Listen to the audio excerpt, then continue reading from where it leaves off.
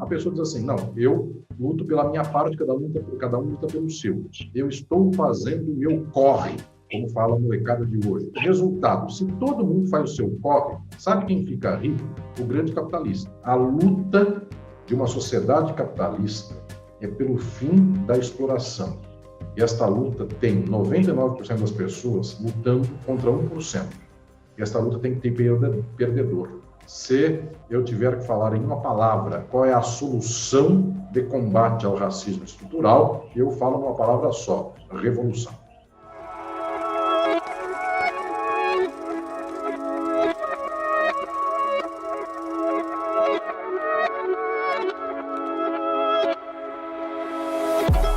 Olá, sejam bem-vindos ao meu canal e hoje é um dia muito especial, mais um Entre Linhas.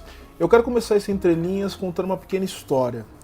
Eu tinha acabado de entrar no programa de mestrado e estava muito inseguro, muitos receios a respeito daquela nova etapa da minha vida que se iniciava. Eu acredito que o único homem negro, o único jovem negro, né, no programa.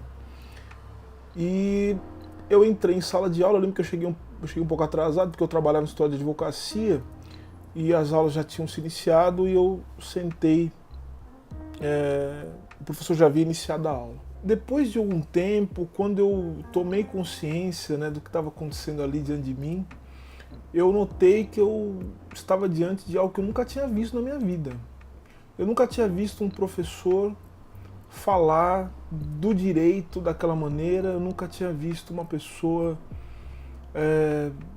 com uma argúcia intelectual e ao mesmo tempo uma indignação, falando a respeito das questões do nosso tempo e que envolviam aquilo que até então para mim era algo com a qual eu não tinha possibilidade de me confrontar. Eu estou falando aqui do nosso entrevistado de hoje, que é uma pessoa que tem um papel crucial na minha formação como intelectual, na minha formação como um ser político, de maneira mais ampla, falando agora, mas crucial na minha formação enquanto ser humano.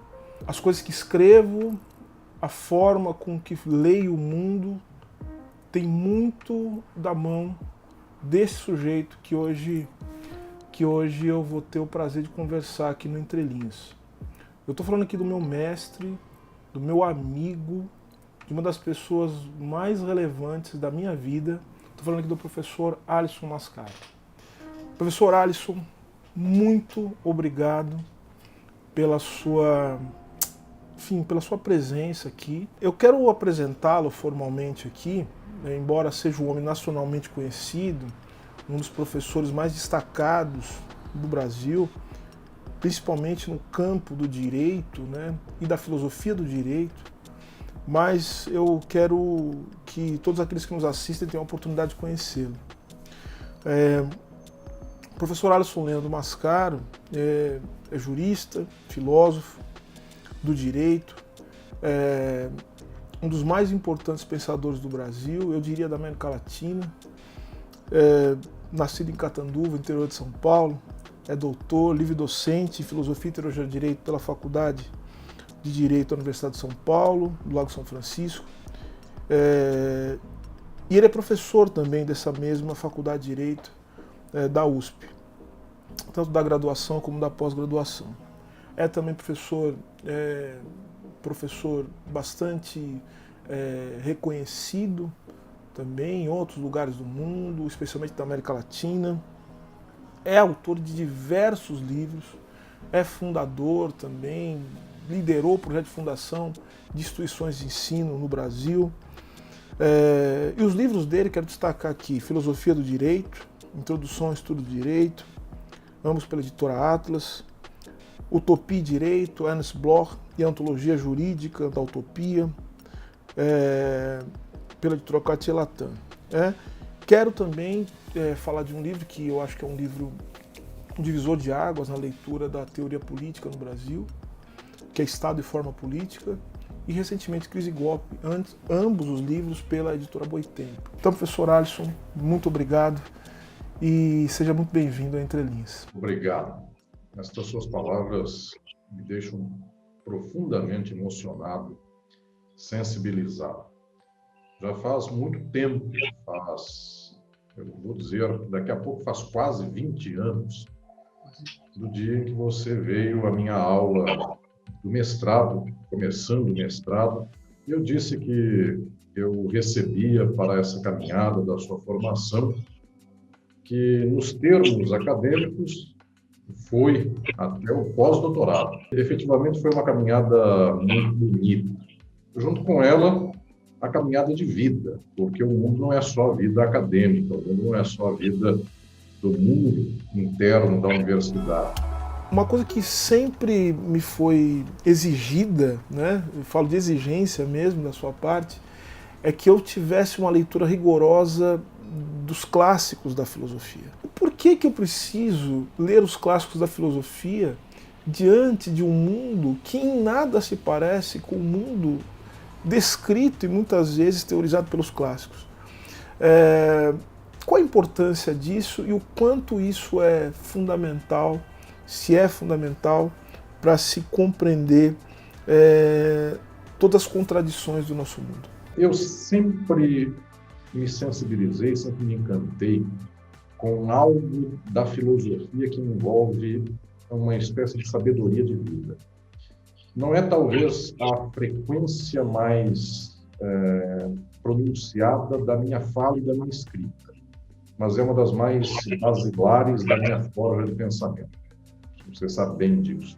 O que estou dizendo é que a filosofia tem um trato científico de temas muito objetivos e temas muito áridos. Por isso que quem me escuta e me vê nesse momento, eventualmente diga assim, nossa, a filosofia é uma coisa muito chata, muito difícil, para que eu vou atrás disso? Qualquer coisa assim. Mas existe um dado da filosofia que interfere diretamente na constituinte de vida das pessoas. Porque, efetivamente, um dado da filosofia, historicamente, aliás, mais no passado do que no presente, foi a sabedoria filosófica. Isto se deu muito mais no passado do que no presente. E esta sabedoria não está só tecnicamente no filósofo estrito sensu. Marx, quando fez doutorado no século XIX, na primeira metade do século XIX, ele foi estudar os gregos antigos. E ele foi estudar os gregos antigos, inclusive Demócrito, Epicuro, e a tradição do materialismo antigo. E essa tradição é a tradição dos sábios, é a tradição da sabedoria. Ela não é tanto a filosofia, claro, ela é grandiosa em filosofia daquilo que é o assunto que enche a enciclopédia ou enche um tratado de filosofia hoje. No entanto, a outra metade é sabedoria filosófica. Estando em África, sempre me encantei com esta sabedoria filosófica africana. Estando pelo mundo, com as sabedorias dos nossos povos originários latino-americanos, hoje do espaço chamado por América Latina, e assim pelo mundo. Existem sabedorias espetaculares que, quando alcançam um grau filosófico, elas são um esteio. Neste meu recente livro, do Althusser e o Materialismo Aleatório, da editora Contracorrente, eu falei muito de Althusser, que abre um livro sobre o qual eu tratei nesse momento. Ele abre o livro lembrando de um filósofo materialista romano, da Roma Antiga, que era Tito Lucrécio Caro. Lucrécio. Pois bem, mas o Lucrécio também era um homem de uma sabedoria de vida espetacular.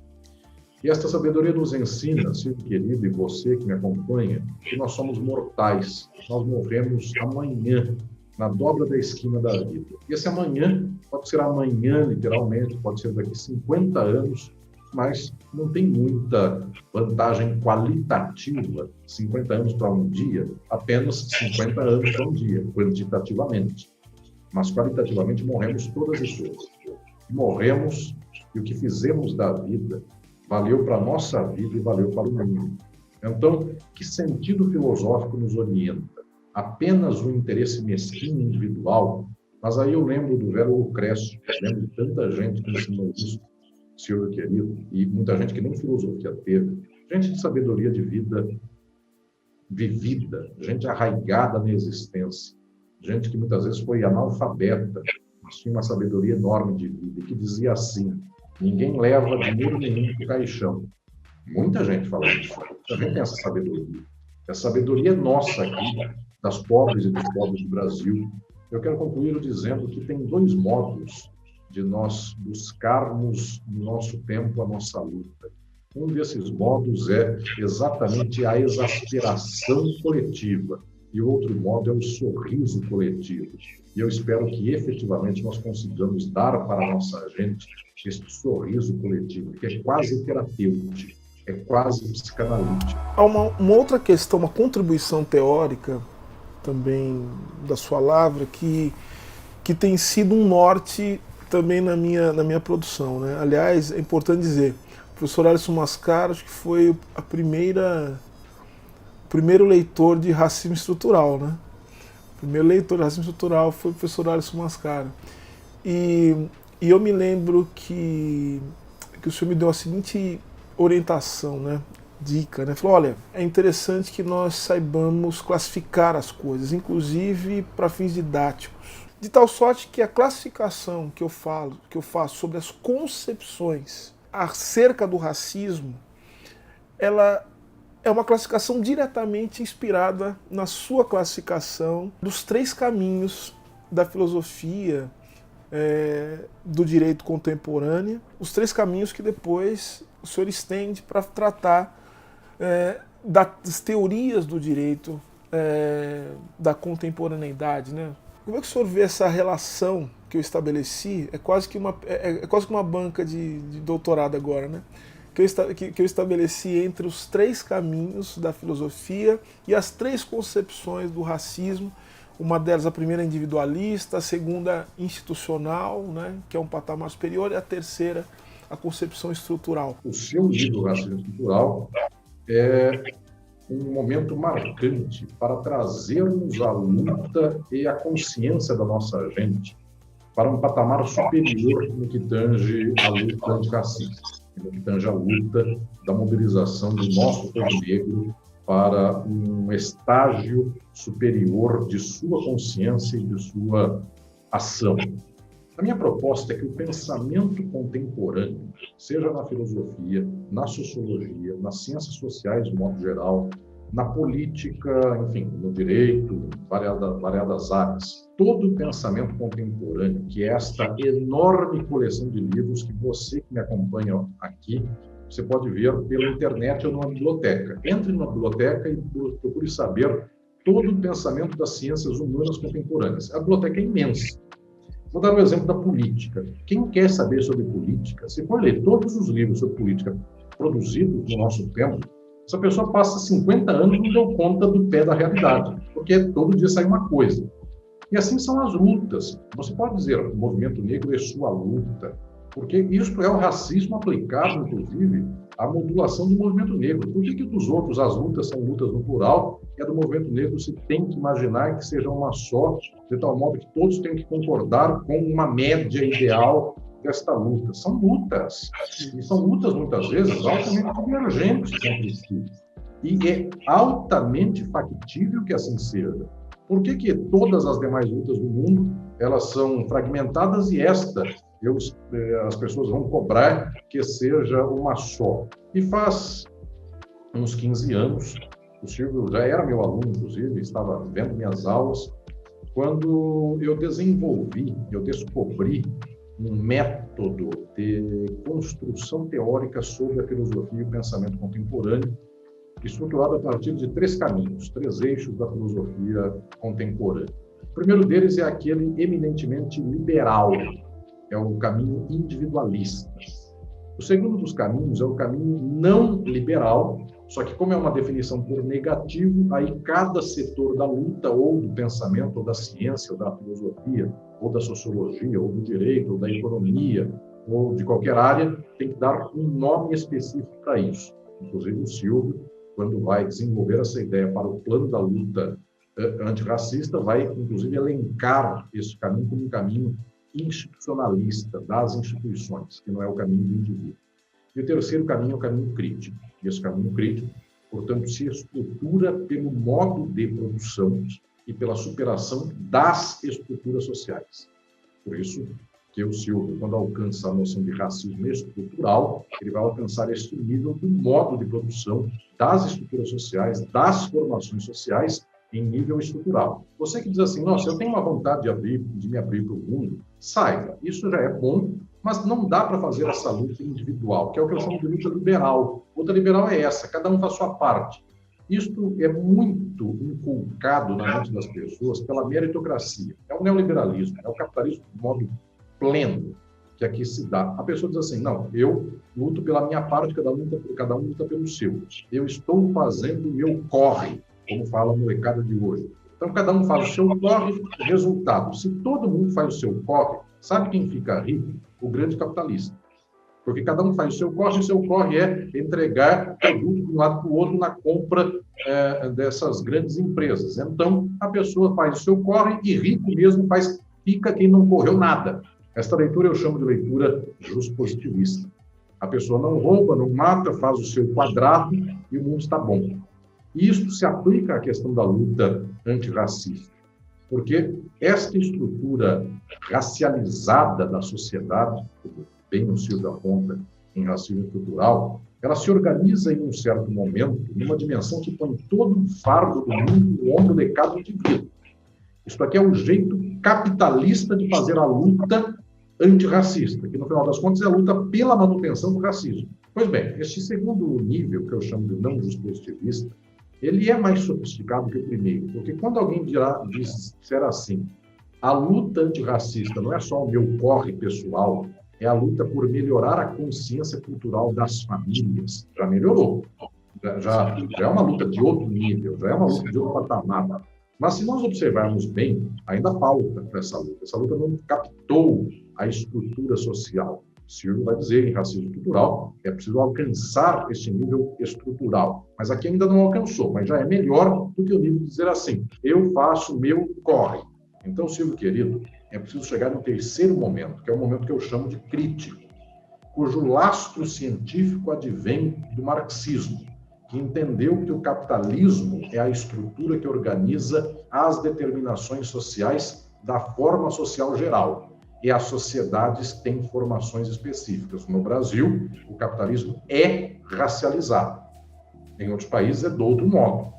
E não estou dizendo que toda racialização tem a mesma intensidade, ou tem a mesma estratégia, ou tem a mesma operacionalidade. A do Brasil é de um jeito, a dos Estados Unidos é outro. E nem sei qual é a pior. Sei que as duas são péssimas. Horríveis. Mas elas se engendram a partir de lógicas e de formações de cada país. Claro, no jogo das formas, todas elas se acumulam, todas elas se aproveitam para a acumulação. Então, nos Estados Unidos, é para a acumulação do capital estadunidense, no Brasil, é para a acumulação do capital brasileiro. Bom, então, o que estou falando é que, neste quadro do sistema geral, em algum momento nós chegamos à lógica estrutural do capital e das formações sociais do capital. O Brasil é, de ponta a ponta, uma formação social racista do capital. De ponta a ponta. Não sobra um rabo para fora deste campo do racismo no capitalismo. E do capitalismo que racializa, portanto, seres humanos para a acumulação. Isto nos dá a dimensão de que a transformação social, então, é uma transformação que se faz necessariamente pela luta estrutural. E eu quero dizer que eu acredito muito na luta, eu sei que luta só é aquela que efetivamente gera e esgarça conflitos. Portanto, eu não acredito em luta que esteja no bolso do seu tempo. A luta tem que esgarçar. E por que eu estou dizendo isso? Porque a luta de uma sociedade capitalista é pelo fim da exploração. E esta luta tem 99% das pessoas lutando contra 1%. E esta luta tem que ter perdedor. Sim, esta luta não é uma concórdia. Não é para todo mundo ganhar, apenas o capitalista ganha isso e a classe trabalhadora ganha isso. Quem fez isso foram os governos que tentaram fazer um ajuste entre capital e trabalho, dando migalhas. Esses governos, alguns deles de cariz desenvolvimentista ou neodesenvolvimentista, eles não acreditam no conflito, eles acreditam na harmonia. É a mesma coisa com a luta de classes. A luta de classes não envolve aqui dizer para o capital: capital, aprenda que o que você fez no Brasil nos últimos anos, você está perdendo dinheiro com isso. É óbvio, e aqui eu falo a você que me acompanha. Imagine uma empresa média do Brasil 10 anos atrás e agora. Se o Brasil crescesse enormemente, a nossa gente negra e pobre, negra e branca e das demais condições racializadas, se essa gente trabalhadora estivesse ganhando dinheiro, os empresários estariam ganhando mais, mas estão ganhando menos. Por quê? Porque o golpe é exatamente para desmobilizar esta ascensão social do pobre em face do menos pobre. Pois bem, se eu chamar um empresário e disser a ele: olha, ajoelha no milho e tenha consciência de que o dia que você inflou um pato amarelo na Avenida Paulista, isso foi em desfavor seu e em especial em desfavor da nossa gente pobre. Tenha consciência disso. O empresário diz assim: puxa vida, eu nunca mais inflarei um pato. Ok. Ele continua para a casa dele, sendo empresário, e toda a empresa dele opera na lógica da acumulação. O que deve acabar é a empresa. Não é simplesmente a declaração moral do empresário, porque a riqueza deve ser de todas e todos. Eu não quero salvar o capitalismo do Brasil, eu não quero que o empresário do Brasil, então, ponha a mão na consciência e diga assim: a partir de hoje eu vou dar água gelada para o meu funcionário, eu quero acabar com a exploração do trabalho. Então, eu quero dizer para você que vai ver o livro do meu querido Silvio Almeida, do Racismo Estrutural, se prepare. A resolução do problema não é band-aid, não é sorriso, nem é tampouco esta dimensão plácida, que até está em alguns setores que eu chamaria de esquerda liberal, que diz assim: com o fim das condições racializadas na sociedade, todos ganham, que é o equivalente a dizer: com o fim do machismo, até o homem ganha. Concordo, no médio prazo a sociedade é outra e todos e todas nós ganhamos. Mas, para ganhar, é preciso perder. É preciso perder estruturas objetivas da performação social nestas formações sociais capitalistas. Isto dói profundamente. Se eu tiver que falar em uma palavra qual é a solução de combate ao racismo estrutural, eu falo uma palavra só: revolução. Sabe que a sua descrição cabe, acho, com perfeição em algumas posturas que eu tenho visto aí que são moralistas, né?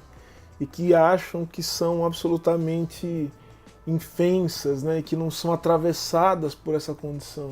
Acho que tanto as suas propostas em relação a essa classificação, o que também coloca em evidência também o papel da ideologia, né? Que é um ponto muito importante da sua obra, o como a ideologia ela não é alguma coisa que apenas se dá na nossa visão do mundo, mas também na maneira com que a gente sente o mundo e como esses sentimentos eles são também construídos a partir da nossa imersão dentro dessas estruturas, né? Então, eu acho que quando você diz assim, a gente precisa compreender, o sofrimento ele não pode ser moral, mas ele tem que ser um sofrimento objetivo, né? Justamente desafia a pensar muito a postura dos movimentos sociais e da própria esquerda de uma maneira geral, que está mais preocupado em provocar shame, vergonha, sentimento moral, do que necessariamente em apostar em mudanças ou então num sofrimento que seja objetivo, né? Então acho que é bem importante para entender essa postura, né? Desse tipo de uma luta que quer fazer com que o outro sinta vergonha, mas que não mude uma vírgula em relação à estrutura de mundo que a pessoa está inserida. Mestre, agora eu quero encerrar nossa conversa com algo que eu sempre peço a todos os meus convidados aqui, que é o seguinte: se tivesse que indicar coisas para ler e entender com mais profundidade a nossa conversa, o que o senhor indicaria para aqueles que querem iniciar uma trajetória no pensamento crítico, querem entender os pontos mais sofisticados da nossa conversa?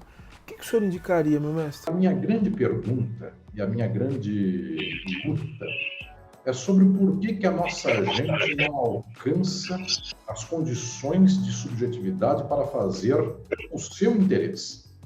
Por que o interesse da nossa gente é sempre o interesse de quem explora a nossa gente e de quem oprime a nossa gente? Se eu perguntar para o povo, hoje, para o meu povo brasileiro, se o povo quer ler um livro ou se o povo quer se divertir ou quer divertir.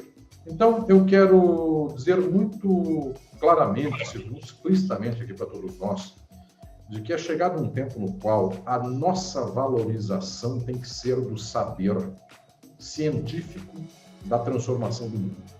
Isto envolve livros. Por que envolve livros? Porque não se faz revolução sem saber. Então, o problema não é o livro, o problema é a estrutura social que nós temos em nosso tempo que faz com que alguém seja alfabetizado e não aguente ler um livro. Porque o livro é difícil, porque o livro não tem ilustração, porque o livro tem mais de 10 páginas, ou qualquer coisa desse modo. Sabe qual é o primeiro processo? Eu vou falar de outro modo hoje sobre esta última questão que o Silvio me propõe.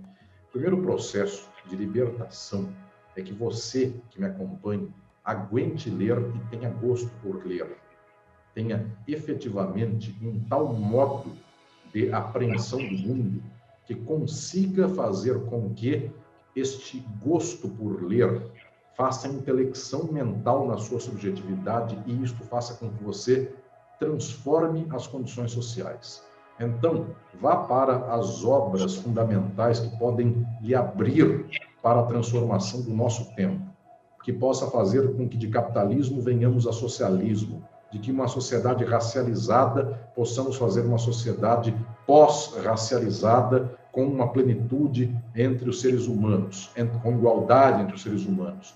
Então, efetivamente, procure por conta própria, porque você consegue. Se você procurar, pouco a pouco, você consegue todos os livros. E procure aquilo que efetivamente transforma o mundo. Naquilo que é a transformação política, procure o socialismo. Naquilo que é luta antirracista, não procure coisas que dão resposta do dia de hoje. Procure que transforma profundamente esta sociedade. Procure sempre o que mais chega na fronteira de transformar o mundo. Porque de tanto ler, uma hora a gente transforma o mundo. Obrigado, queridos. Nossa, mestre. Então, eu encerro esse nosso bate-papo. E obviamente que eu quero agradecer, mas esse agradecimento não é só pela entrevista, mas por tudo.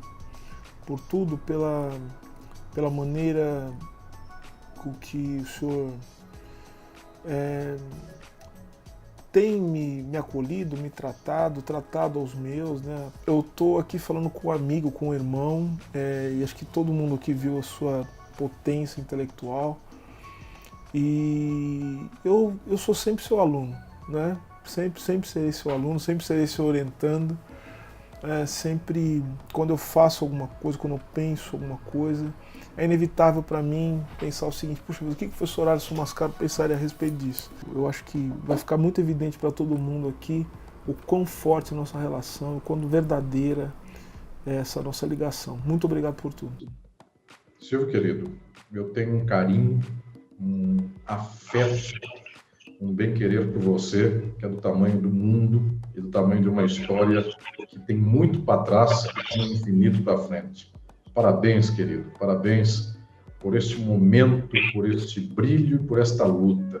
Seu velho mestre, ele abençoa os passos nessa caminhada. Um beijo. O outro, a gente está só começando.